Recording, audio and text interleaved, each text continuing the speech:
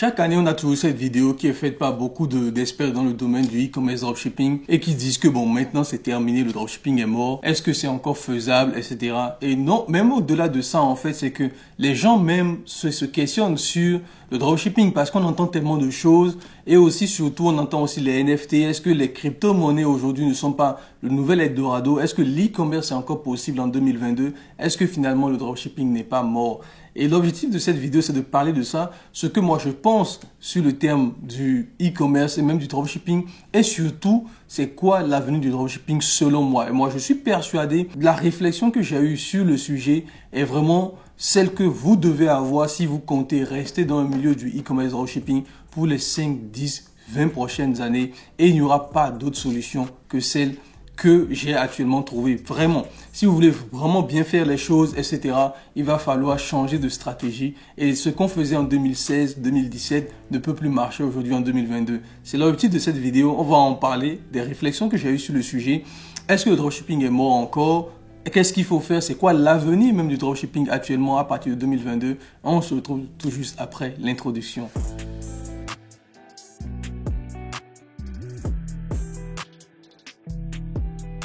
Salut à toi et bienvenue sur ma chaîne, c'est Alain Semevo.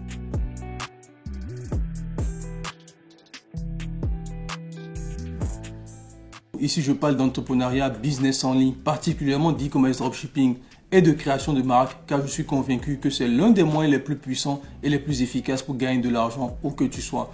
J'ai eu à former plus de 500 personnes aujourd'hui dans le monde du e-commerce et mes étudiants ont généré plus de 5 millions d'euros de chiffre d'affaires grâce à mes stratégies exclusives. Si toi aussi tu fais partie des réussites du e-commerce, je t'invite à faire deux choses. La première, abonne-toi à cette chaîne et active les notifications pour être informé de l'apparition de nos nombreuses vidéos hebdomadaires qui vont te donner du très bon contenu et de la valeur. La deuxième, va dans la description de cette vidéo et clique sur le lien pour t'inscrire et participer à notre conférence live gratuite dimanche prochain sur comment lancer ta propre marque e-commerce en 2022 et atteindre les 100 000 euros de chiffre d'affaires par mois comme moi.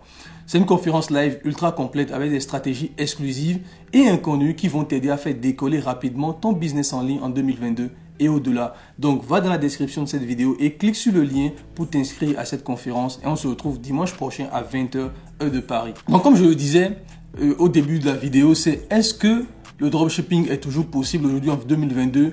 Avec tout ce qu'on entend sur le sujet, est-ce que c'est pas les crypto-monnaies, les NFT, etc.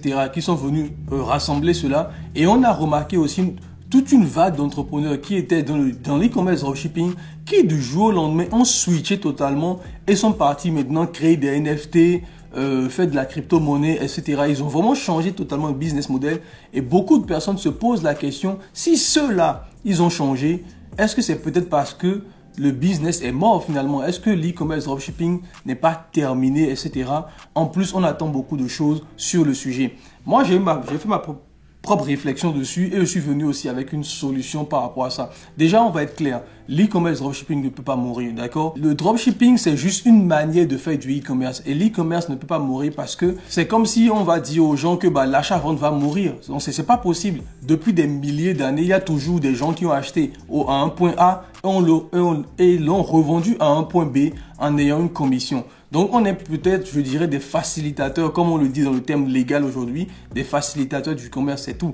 Donc, ça, il faut être clair dessus, ça ne peut pas mourir. Par contre, c'est que le marché est devenu beaucoup plus mature et les choses ont beaucoup évolué. Et c'est justement de ça qu'on va parler. Tous ces gars qui ont changé de business model, qui ont quitté le dropshipping pour aller faire du crypto, pour aller faire des cryptos, pour aller faire des NFT, ils ne jugent que par ça aujourd'hui.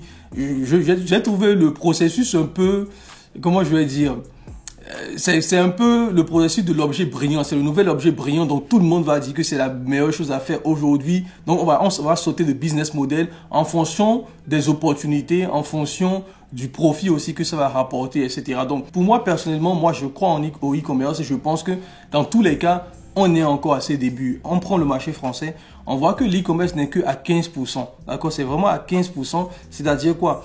Dans le monde du commerce de détail, l'e-commerce ne représente que 15% de part dans ce monde de achat-vente, etc.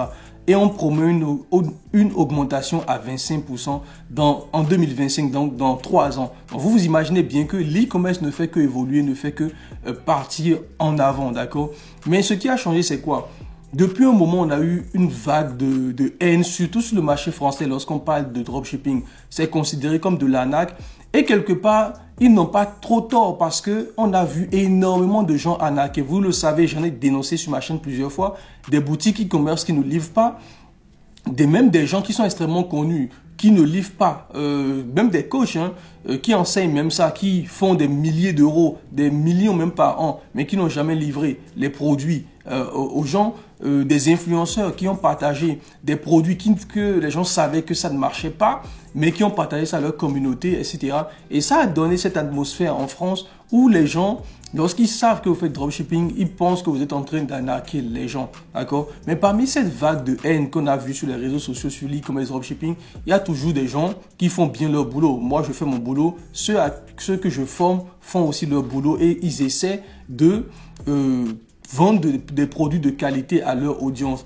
La deuxième chose qu'on a eu aussi, c'est les bannissements. Aujourd'hui, ça arrive énormément. Que ce soit au niveau de PayPal, au niveau de Stripe, au niveau de Facebook, on a énormément de bannissements des plateformes publicitaires et des plateformes de paiement, des processus de paiement. Ce qui rend le business assez difficile parce que finalement, ce n'est pas l'e-commerce même qui est compliqué. C'est même pas la recherche de produits, tout ça qui est compliqué. C'est le fait de pouvoir tenir ta boutique sur la durée sans avoir des problèmes de bannissement des plateformes publicitaires, que ce soit Facebook ou Google. Google, on n'en parle pas trop, mais ils bannissent énormément aussi Google. Et aussi des plateformes, des processus de paiement comme PayPal et Stripe. Ce matin encore, j'ai reçu un message d'un étudiant qui me disait que PayPal venait de bloquer son compte parce que il faut faire une vérification d'identité, etc. Et ça n'en finit pas en fait. Et du coup, ça crée une atmosphère où les gens se disent que mais comment je vais faire justement pour tenir ma boutique sur la durée? Parce que le marché, comme je vous l'ai expliqué, est devenu beaucoup plus mature. Toutes les arnaques qu'on a eues dans le monde du e-commerce, que ce soit au niveau des influenceurs, etc., que ce soit au niveau des gens qui ne livrent pas leurs clients, et ce qui fait que justement les gens se plaignent beaucoup au niveau de PayPal, au niveau de Stripe, ont fait que nos partenaires, c'est-à-dire PayPal, Stripe, Facebook, etc., sont devenus extrêmement regardants sur ce qu'on fait, sur les types de boutiques qu'on lance, etc., et sur les types de produits qu'on vend. Ce qui fait qu'aujourd'hui, vous ne pouvez plus vendre tout et n'importe quoi. Vous ne pouvez plus avoir une boutique bizarre, moche, etc. Aujourd'hui, en 2022, vous allez être banni systématiquement. D'accord?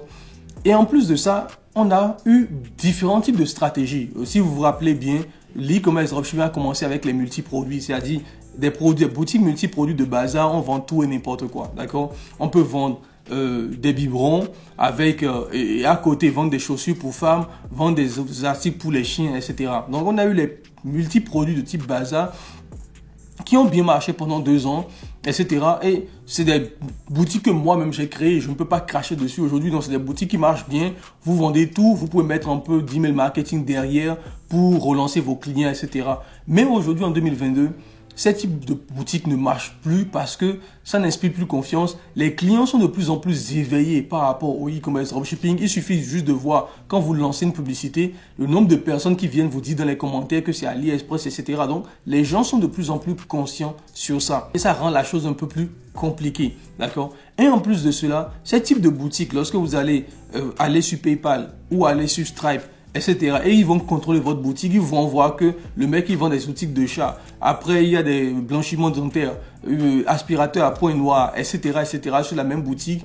C'est mort, vous allez être banni systématiquement des plateformes de paiement. Et même si vous vendez des produits un peu bizarres sur Facebook, vous serez banni. La deuxième chose qu'on a eu, on a eu les boutiques de type monoproduit ou des boutiques de niche. Moi, c'est ce que moi j'ai beaucoup recommandé sur la chaîne, sincèrement. C'est de commencer avec du monoproduit, d'accord? Et après de switcher au multi-produit de niche. Maintenant, on va rester d'abord sur le monoproduit. Donc, le monoproduit, c'est de créer une boutique avec un seul produit. Mais dans la réalité, lorsque vous regardez ce qu'on a aujourd'hui dans le monde et tout, il y a très peu de boutiques qui vendent un seul produit. Ça n'existe presque pas. Enfin, je ne vais pas exagérer. Il y en a extrêmement très peu qui tournent tout leur business autour d'un seul produit. D'accord? Vous allez rarement voir ça parce que quand vous vendez un seul produit, à moins que ce soit un produit récurrent, par exemple, ce n'est pas un produit avec un abonnement où les gens sont obligés de racheter chaque mois, comme les rouges à lèvres, des trucs comme ça, à moins que ce soit ce type de produits, les clients ne vont pas venir racheter le même produit chez vous tout le temps. D'accord? Donc, ça vous met dans une position où vous êtes obligé d'aller chercher des nouveaux produits tout le temps, constamment, pas des nouveaux produits, des nouveaux clients constamment. Mais au-delà de ça aussi, vous risquez d'avoir des problèmes aussi avec PayPal et Stripe parce que, comme je vous l'ai dit, c'est pas les monoproduits comme ça, c'est pas quelque chose qui se fait. Donc, ils arrivent à détecter en se disant que non, la boutique que vous avez aujourd'hui ne respecte pas les conditions de Stripe, etc. Et ça aussi, ils peuvent vous bloquer par rapport à ça. Après, on a les monoproduits, je dirais monoproduits à multiproduits de niche. Donc, ça veut dire quoi? Vous commencez avec un monoproduit et quand ça commence à marcher, vous ajoutez des produits complémentaires dans la même niche. Donc, supposons que vous vendez un truc pour un lit pour chat, d'accord? Et ça a très bien marché. Donc là, vous allez maintenant ramener d'autres produits sur votre chaîne, sur votre site, tous les produits pour chats et transformer votre boutique en boutique nichée sur les chats. Et c'est ce que moi, j'ai beaucoup enseigné depuis 2020. C'est de commencer par un monoproduit et de convertir cela en multiproduits de niche, etc.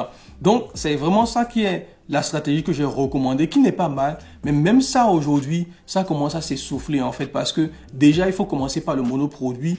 Et après aussi, lorsque vous passez en multiproduits de niche, souvent, on reste toujours sur les mêmes types de niches, chat, chien. Voilà, on ne va pas non plus explorer d'autres niches, vous voyez ou pas.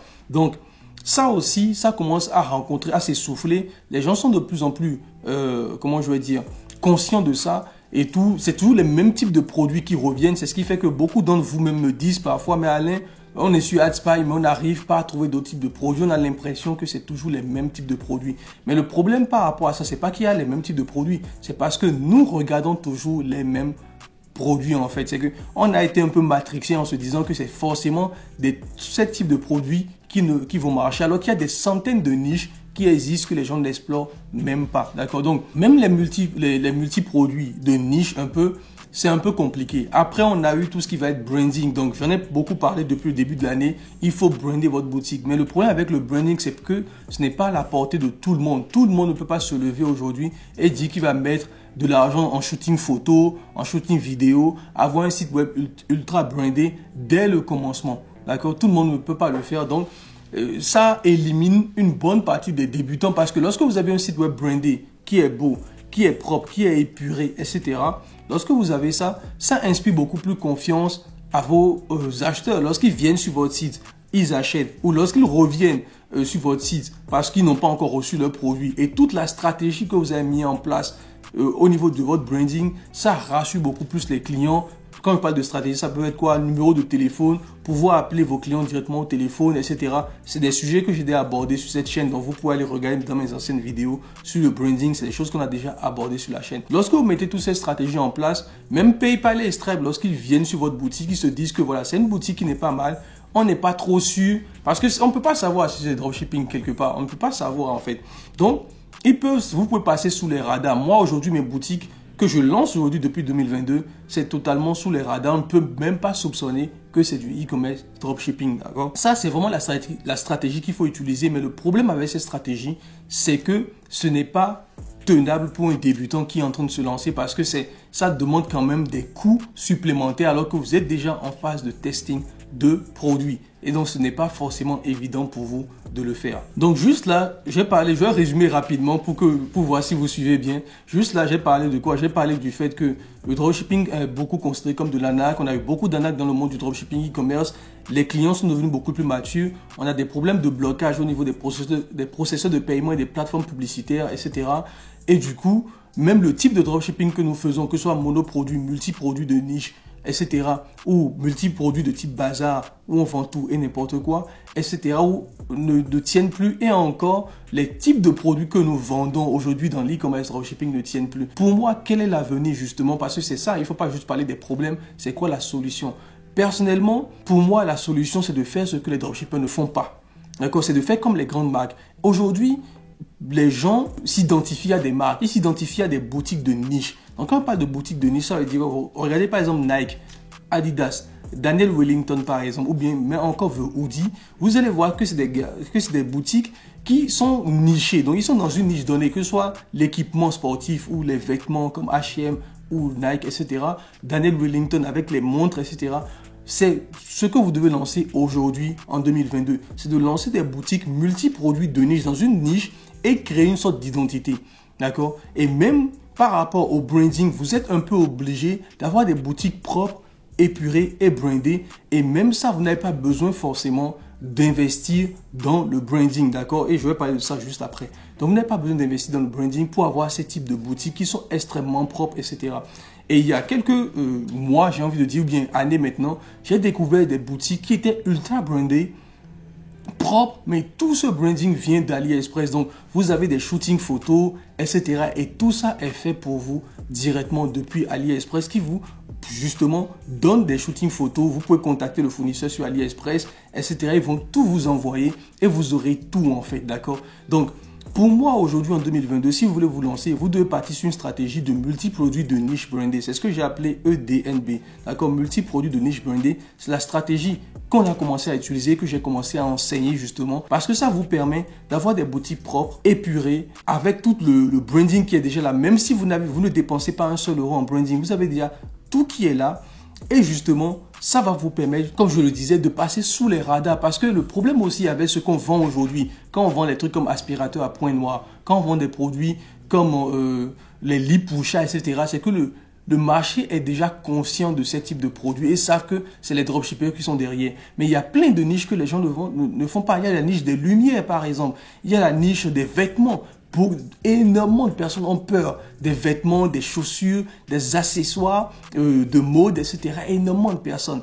Il y a la niche de la beauté. Quand je te parle de beauté, des chaînes, des colliers, etc., des foulards, il y a tellement de niches qui ne sont pas exploitées aujourd'hui dans le milieu du dropshipping, de e-commerce dropshipping. Et en plus de ça, la manière dont nous faisons nos créatifs dans l'e-commerce dropshipping, etc. est dépassée. Souvent, c'est des vidéos qui sont accélérées. On va copier les vidéos des autres, etc. Donc, tout ça aujourd'hui est extrêmement compliqué à tenir si vous avez cette vision long terme. Aujourd'hui, j'ai préparé toute une stratégie. Dans la description, d'accord, dans la description, vous avez le lien vers une conférence gratuite où je vais exposer pendant 1h30 cette nouvelle stratégie. Je vous dis pendant 1h30 parce que si je devais exposer ça sur YouTube, ça prend énormément de temps. On aura une vidéo de 1 heure, 2 heures de temps. Donc, j'ai fait cette stratégie et je vous explique comment vous pouvez trouver des marques brandées, pouvoir les copier tout à fait légalement. D'accord, je dis bien légalement. Ils vont tout vous fournir et vous pouvez lancer des boutiques multi-produits de niche, dans une niche donnée, d'accord, et qui va passer sous les radars, sincèrement. Lorsque vous allez lancer ce type de boutique, même les gens qui vont trouver votre boutique sur AdSpy, Dropispy ne pourront pas savoir que c'est du dropshipping derrière. D'accord? Parce que vous serez brandé, épuré, vous allez créer une identité de marque.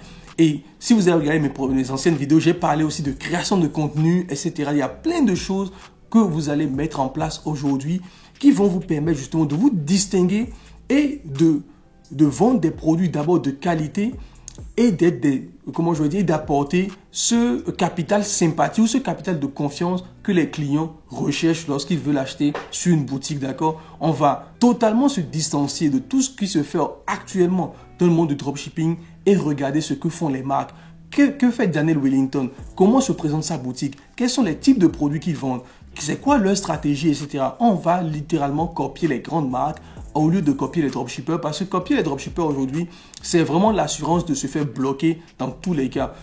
Nous, on reçoit énormément de personnes qui sont bloquées. On essaie de les aider à travers notre société Scaling Area avec des partenaires. On essaie de les aider justement dans le monde du e-commerce à scaler leur business et de trouver des solutions. Et tous les jours, on ne fait que tomber sur des gens en dropshipping qui se font systématiquement bannir, etc. Donc, vous devez changer de stratégie. Et comme je vous le disais dans la description, vous avez le lien dans la description. Dimanche prochain, d'accord, dimanche prochain à 20h heure de Paris, je vais vous montrer pendant 1h30 toute la stratégie qu'on a mis en place avec mon équipe justement pour avoir cette vision long terme. Vraiment, gardez le mot long terme. L'objectif, et je pense que si vous regardez mes vidéos YouTube, c'est parce que vous vous dites, j'ai envie de lancer quelque chose, quitter mon boulot, transformer ma vie. Et que cette chose-là soit encore là dans 2 ans, dans 3 ans, dans 5 ans. D'accord? Parce que le problème avec l'e-commerce que nous faisons aujourd'hui, et beaucoup, même ceux qui ont réussi peuvent l'attester, c'est que c'est extrêmement fatigant. Systématiquement, il faut lancer de nouveaux produits. Il faut vous scaler votre produit, après vous êtes bloqué, vous passez à un autre produit et ça décourage beaucoup de personnes. Et c'est justement pour ça que moi, je suis venu avec cette stratégie que j'ai appelée EDNB, e-commerce dropshipping de niche branding, où je vais vous montrer justement comment vous pouvez aller prendre des vraies marques, d'accord? Où les trouver, comment vendre leurs produits légalement, je précise bien légalement, d'accord? Et justement, pouvoir créer toute cette identité de marque autour de votre produit avec des créations de contenu et d'être validé par tout le monde, par PayPal, par Stripe, par les influenceurs. Si vous voulez passer par les influenceurs, ils vont voir que vous avez des produits de qualité, d'accord? Vous avez des produits de qualité. Comment passer par eux aussi pour faire votre promotion? Comment faire du SEO, de la publicité sur TikTok, sur Google, sur Snapchat avec la même niche? Donc, c'est de tout ça qu'on va parler dans cette conférence. Donc, vous avez le lien dans la description pour vous abonner à cette conférence, d'accord? Donc, voilà un peu pour cette vidéo sur l'avenir du dropshipping. Pour moi, l'avenir du dropshipping, pour répondre à cette question, va être de s'inspirer des grandes marques. D'accord? Vraiment, c'est ça, c'est de s'inspirer des grandes marques. Que fait Nike? Que fait Adidas? Que fait The Hoodie? Daniel Wellington? C'est quoi leur stratégie? D'accord? Comment ils lancent leur publicité? Quel type de publicité ils font? D'accord? Comment on peut avoir le même rendu que sans dépenser 1 euro, sans dépenser énormément d'argent, vraiment sans dépenser 1 euro, je le précise encore, dans tout ce qui va être création d'identité de marque, de branding, etc. Comment est-ce que cela c'est possible? Quel type de produit nous devons vendre pour ne pas systématiquement être sous le coup de Facebook qui vous bloque parce qu'il vous dit que le blanchiment dentaire c'est pas bon, etc. etc. Donc, c'est vraiment ça l'avenir aujourd'hui, de s'inspirer des grandes marques, de voir ce que ces marques font et de les copier justement pour faire la même chose à notre petit niveau en tant que e-commerçant et de construire ce business sur la durée. Le dropshipping n'est pas mort. Ça ne mourra jamais, c'est du e-commerce. C'est devenu beaucoup plus mature. Beaucoup de nos partenaires ont compris le truc et justement essaient de vérifier, de nettoyer leur plateforme de tous ces voleurs, de tous ces gens qui ont tellement terni l'image justement du dropshipping malheureusement. Mais derrière, pour moi, ça reste le business le plus rentable. C'est le business qui a apporté le plus de résultats, limite sur les 5-6 dernières années. Il suffit juste de voir tout l'engouement qu'on a eu au niveau du e-commerce dropshipping, les résultats de gens de 17 ans, des gens de 60 ans, etc. Il suffit juste de voir tout ça et vous allez comprendre que c'est le business qui apporte le plus de résultats et parfois même des résultats astronomiques en quelques mois, en quelques semaines seulement. Donc voilà un peu ce que je pense de l'avenir du dropshipping, c'est de s'orienter vers les grandes marques. Dans la description, vous avez le lien justement pour venir à notre conférence gratuite dimanche à 20h heure de Paris. Ce sera un plaisir pour moi de vous exposer toute ma méthodologie, tout ce que mon équipe et moi nous avons mis en place justement pour avoir des boutiques long terme sur la durée et construire une vraie identité de marque sur les 5-10 prochaines années. On se retrouve dans une prochaine vidéo. Sur ce, bye bye.